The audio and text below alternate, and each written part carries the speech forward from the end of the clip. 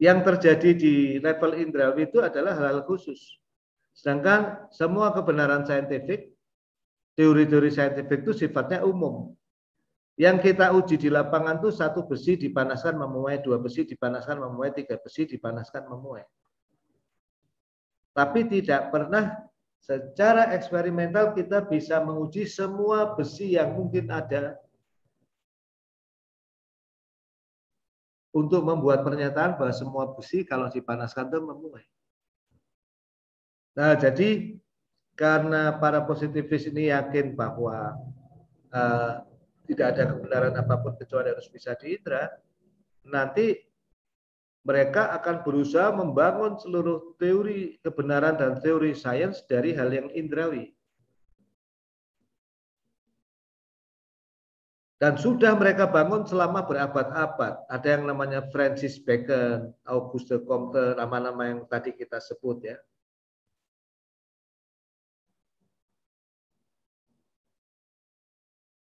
Karl Popper tiba-tiba datang di abad 20 mengatakan, wahai positivis, kalian tuh terlalu semangat untuk mengeradikasi metafisika.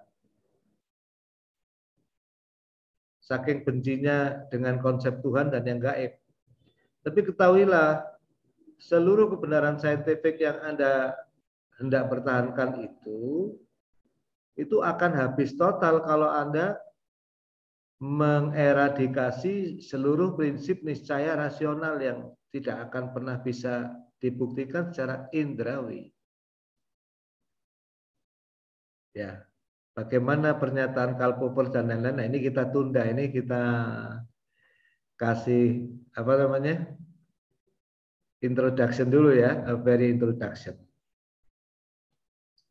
Nah, jadi sebetulnya prinsip non kontradiksi itu sangat luar biasa ya.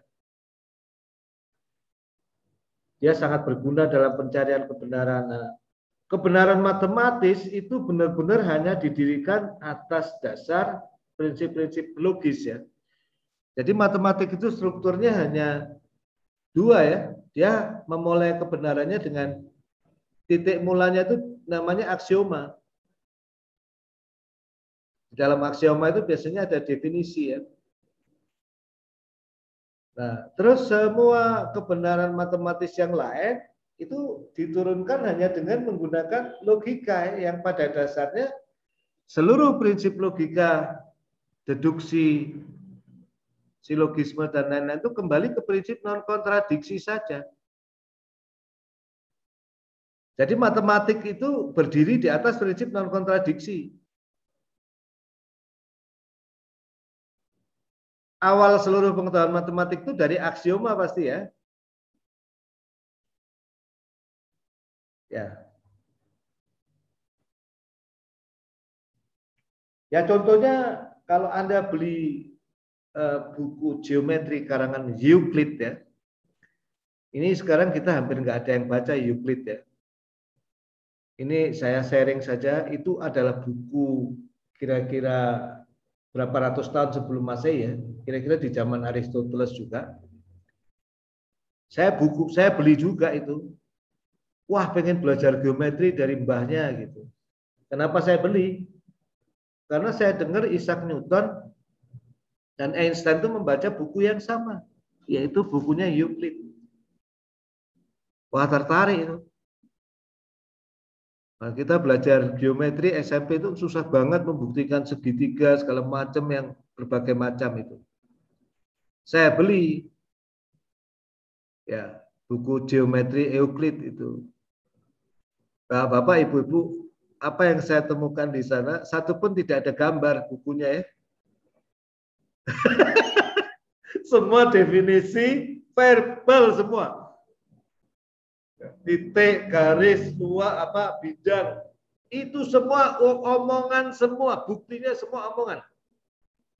Jumlah sudut dalam sebuah segitiga itu 180 derajat itu nggak ada gambarnya, Pak.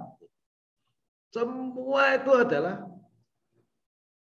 kayak baca buku puisi gitu. Wah, saya bilang ini dasar luar biasa ya. Dan itu adalah buku paling standar geometri sepanjang sejarah peradaban manusia yang saya tahu. Nah, dan Bapak-bapak, Ibu-ibu bisa membayangkan jeniusnya Euclid itu ya. Sampai sekarang tak terbantahkan tuh masih digunakan ya. Ya tentu tak terbantahkan karena sifat ilmunya matematis ya. Selama aksiomanya masih berdiri dan pembuktian logikanya tidak cacat logika, ya dia tetap benar gitu. Kebenarannya tidak tergantung eksperimen. Nah, di sini perlu digarisbawahi, semua hal yang sudah kita buktikan dan kita yakini benar berdasarkan prinsip logis ya, itu selama aksioma-aksioma dasarnya itu kita terima, ya dia swabukti. Ya. Contohnya sudut di sebuah segitiga kalau dijumlah itu 180 derajat. Itu mulai dari zaman Euclid sampai sekarang ya nggak berubah, Pak. Ya. Jumlah kuadrat dari segitiga di A kuadrat tambah B kuadrat pada sebuah segitiga siku-siku itu sama dengan sisi miring kuadrat. Pitagoras. Itu nggak berubah karena Pitagoras membuktikannya secara logik. Dan bapak-bapak, ibu-ibu, cara untuk berjalan ke Roma itu banyak.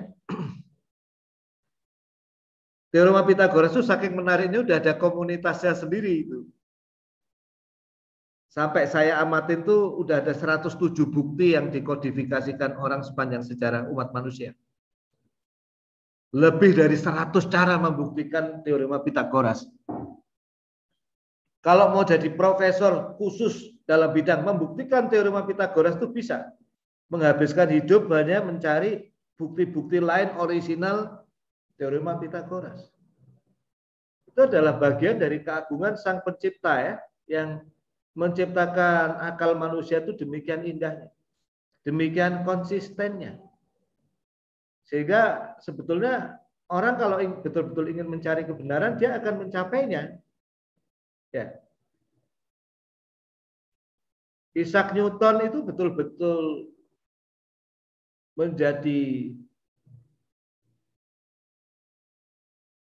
penyingkap misteri semesta yang luar biasa. Sekaligus banyak orang yang tidak tahu bahwa ternyata risetnya Newton itu jauh lebih dahsyat ketimbang yang kita pikirkan tentang Newton. Prinsip yang terkenal itu karya dia di umur 25 tahunan, Pak. Bapak Ibu ya. Saya beli juga Principia itu di rumah. Principia itu buku filsafat, bukan buku fisika. Newton itu adalah profesor matematika, bukan profesor fisika. Karena pada saat itu belum ada fisika, Pak. Ya, more or less fisika itu betul-betul lahir itu ya karena Newton. Makanya judulnya Principia Matematik. Ya. Filsafat matematika yang ada di balik alam, kata Newton. Jadi alam itu Newton berhasil membuktikan di balik alam itu ada mathematical philosophy. Ya. Tuhan itu more or less matematika, matematis, atau mencintai matematikawan yang baik, atau ingin mengungkapkan rahasianya pada makhluknya itu lewat matematik. Melewati sebuah perhitungan yang sangat ketat ya. Bagi yang Muslim ya, kalau baca surat Yasin itu di situ ada. Saya kok lupa ya. Matahari dan bulan itu ada dalam perhitungan. Ada yang hafal mungkin? Ya, apapun agama bapak-bapak dan ibu-ibu ya, ini bukan kuliah agama. Kalau dalam Hinduisme itu ada juga seorang pengabdi kuil Hindu yang luar biasa yang menjadi matematikawan luar biasa namanya Srinivasan Ramanujan. kerjaannya di kuil terus tuh, tiba-tiba ngambil doktor ya. Dia mengakuinya dapat rumus tentang deret-deret dan lain-lain, itu ya inspirasi dari Tuhan. Ya, meninggal umur 33 tahun, setelah hampir 100 tahun meninggal, persamaannya bisa untuk menyingkap rahasia black hole dan lain-lain. Ya, ini matematik ini luar biasa. Matematik yang dikembangin Srinivasan Ramanujan. Kemudian sebelum Newton itu mengembangkan fisika prinsipianya yang terkenal itu, dia mengembangkan dulu kalkulus. Ketika Leibniz mengeluarkan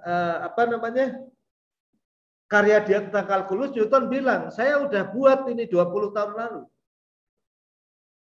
Dan akhirnya sejarah mengakui dua-duanya sebagai pendiri kalkulus yang terpisah satu sama lain, yang nggak ngobrol satu sama lain.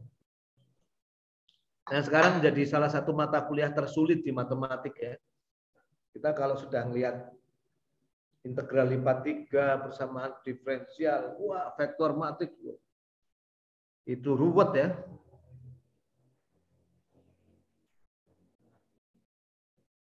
Sir Isaac Newton, Albert Einstein itu sangat matematis, sangat geometrik, dan mereka dan Srinivasan Ramanujan tiga-tiganya punya kesamaan sangat bertuhan, Pak. Mereka very believe in God. Nah, saya ingin menegaskan karena ini filsafat ilmu pengetahuan teknik kita ini dalam konteks NKRI, negeri yang berketuhanan yang Maha Esa, Pak. Filsafat sains yang kita pelajari ini ya filsafat sainsnya Sir Isaac Newton, Albert Einstein, Srinivasan Ramanujan, yang insya Allah cukup bersih dari ateisme dan keyakinan-keyakinan yang aneh lain yang sempat dikembangkan oleh positivis ya. Oke, kembali ke masalah pembuktian matematis itu intinya pakai identity principle dan kontradiksi. Nah, Bapak, Ibu-Ibu, memang kita perlu kenali bahwa matematik itu nggak pernah berubah jadi sains. Ya. Sampai saat ini paling enggak ya. Makanya Albert Einstein itu menunggu ya gerhana bulan yang terkenal di mana prediksi Einstein berdasarkan persamaan matematis tentang pembelokan cahaya, bahwa cahaya itu bisa belok ya dengan syarat tertentu yang membenarkan teori relativitasnya Einstein itu. Kata Karl Popper gitu, kalau waktu itu cahaya itu nggak belok, nah teorinya Einstein gugur. Jadi teori Einstein itu sematematis apapun, dia buktikan secara matematis, tapi testable. Dan Einstein menunggu dengan sangat sabar. Bahkan murid-muridnya ada yang menunggu 100 tahun sampai melihat eksistensi gelombang gravitasi.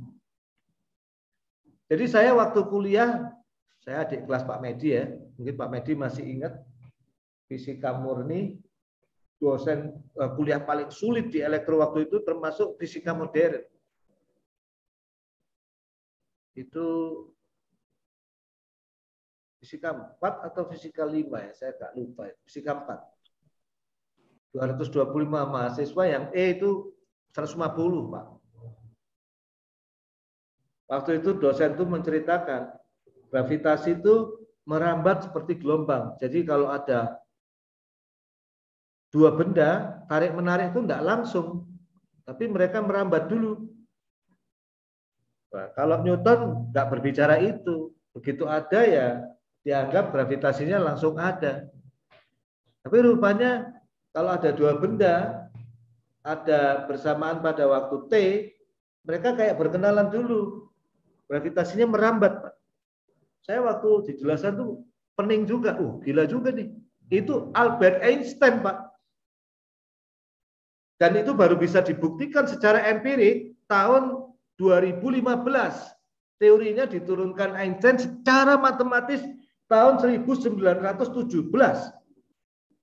Dan 3 orang fisikawan yang berusia 80 tahun itu membuat alat selama 20 tahun hanya untuk membuktikan dan akhirnya bisa menangkap bekas ledakan black hole untuk membuktikan bahwa betul-betul yang namanya gelombang gravitasi itu testable secara empirik.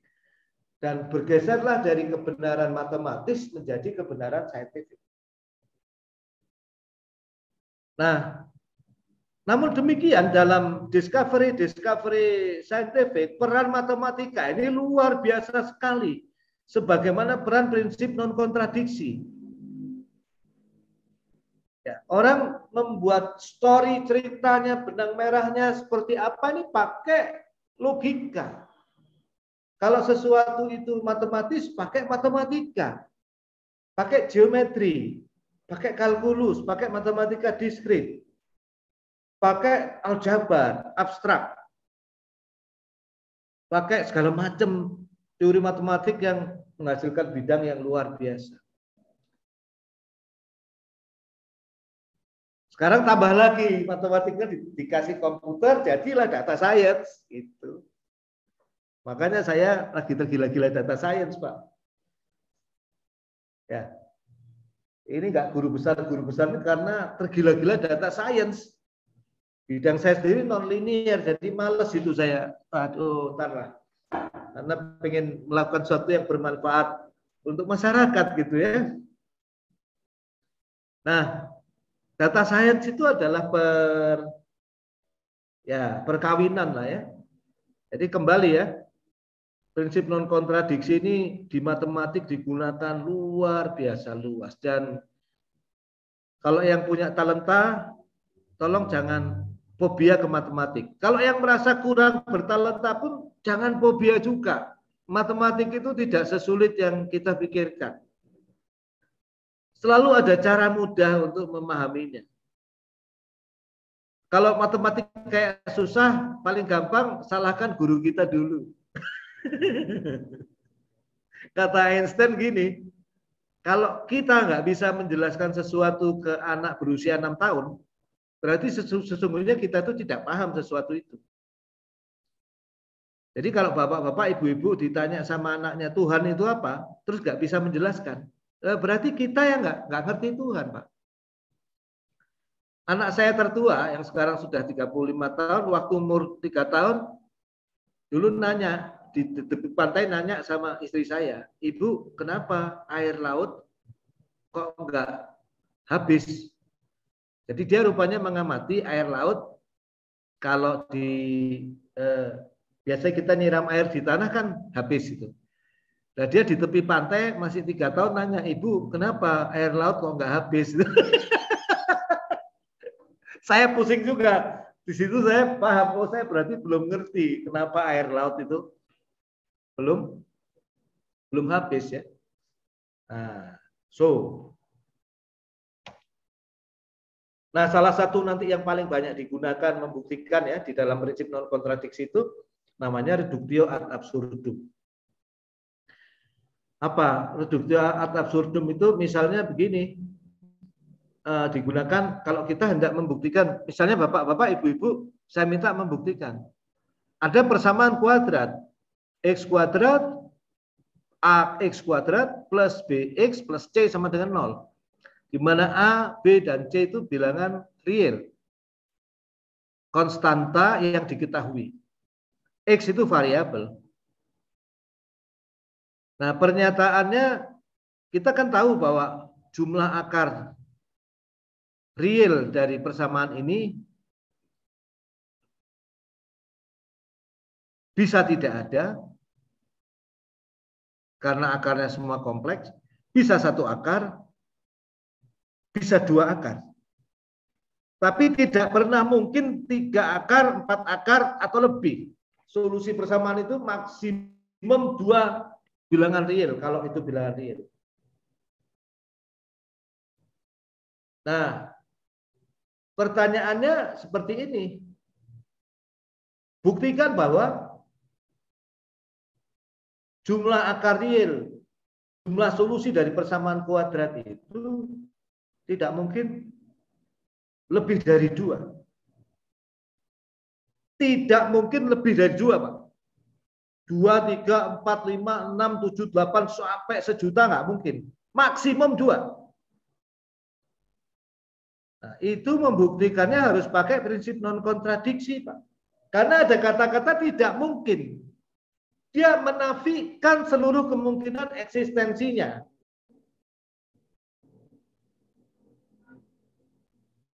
Nah, kalau belum bisa, nah nanti harus di rumah dicoba. Kalau enggak bisa nggak lulus, Pak, gawat.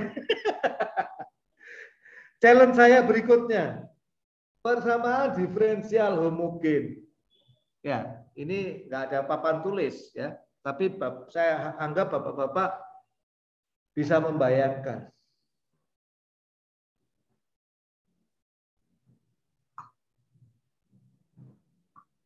Kita mulai dari yang paling gampang dulu lah, Pak. Sama, kuadratik dulu aja, orde 2. A D kuadrat Y per DT kuadrat atau A D kuadrat X plus DT kuadrat plus B DX per DT plus C kali X sama dengan sebuah fungsi tertentu U fungsi T, ya. Di mana X itu adalah fungsi waktu, ya. Fungsi waktu yang tidak diketahui, di mana A, B, dan C itu bilangan real konstan. Oke, ini solusinya kalau di dalam matematik namanya solusi persamaan diferensial dengan koefisien konstan. Atau biasanya disebut ordinary differential equation. Persamaan diferensial biasa. Nah, oke, kita bisa menghitung solusinya menurut kalkulus.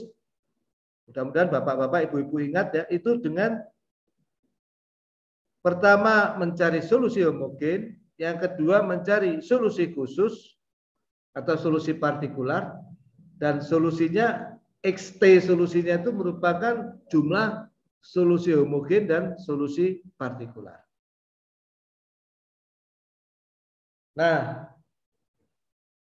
sekarang persamaan diferensial tadi ya, A D kuadrat X per DT kuadrat tambah B DX per DT tambah C kali X sama dengan UT, ya, U-nya adalah fungsi tertentu, ditambah kondisi mula, Pak. Biasanya X pada 0 dinyatakan.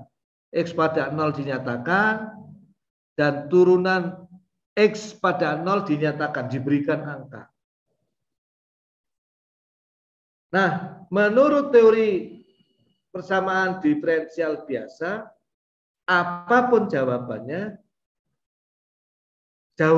itu pasti tunggal, cuma satu.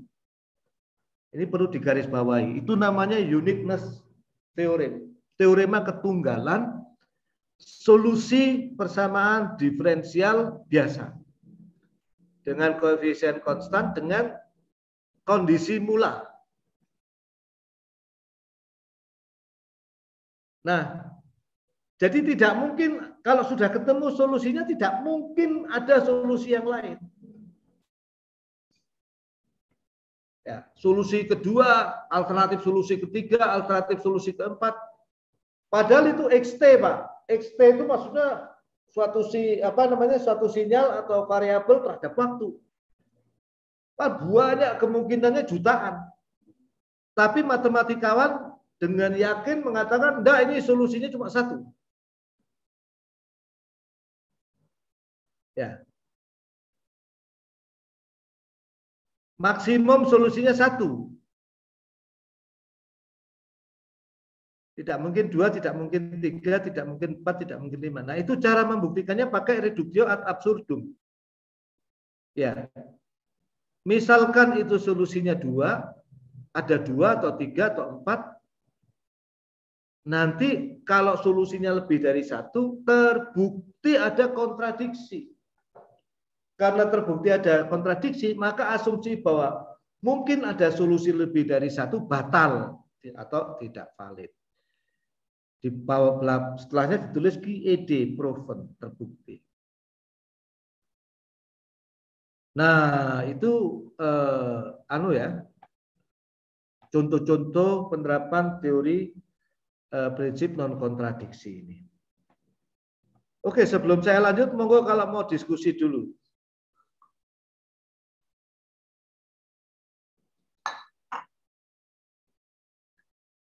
Barangkali ada yang mau bertanya atau mengemukakan opininya, silakan.